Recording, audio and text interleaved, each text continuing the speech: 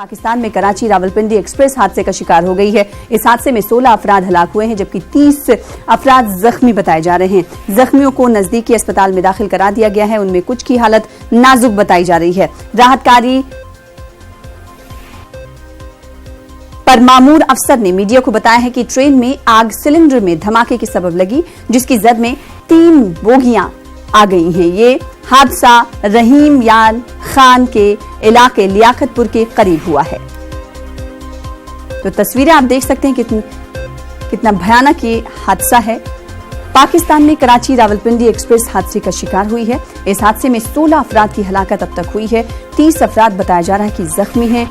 जख्मियों को नजदीकी अस्पताल में दाखिल करा दिया गया है। और पाकिस्तान के सीनियर सहाफी कामरान साकी साहब हमारे साथ जुड़ रहे हैं। इस हवाले से उनसे बातचीत करेंगे। कामरान साकी साहब, बताइएगा इस हवाले से क्या कुछ तफसीलात है और जो हम तक अपडेट अभी पहुंच पाई है कि इसमें हलाकतों की तादाद जो है वो 16 है। इस वक्त क्या कुछ आप तफसीलात फराहम करेंगे?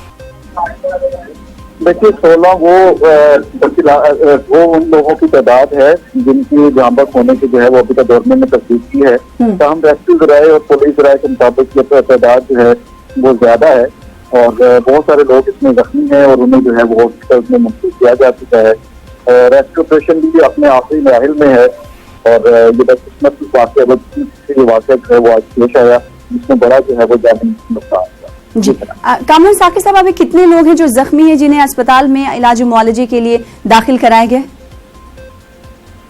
अभी तो इब्तदाई मालूमात जो इकट्ठी हुई है मुख्तलिफ अभी तो अफरा तफरी का उस तरह से आलम है और मैंने कहा कि आखिरी मराहिल में है, तो 30 के करीब तादाद बताई जा रही है।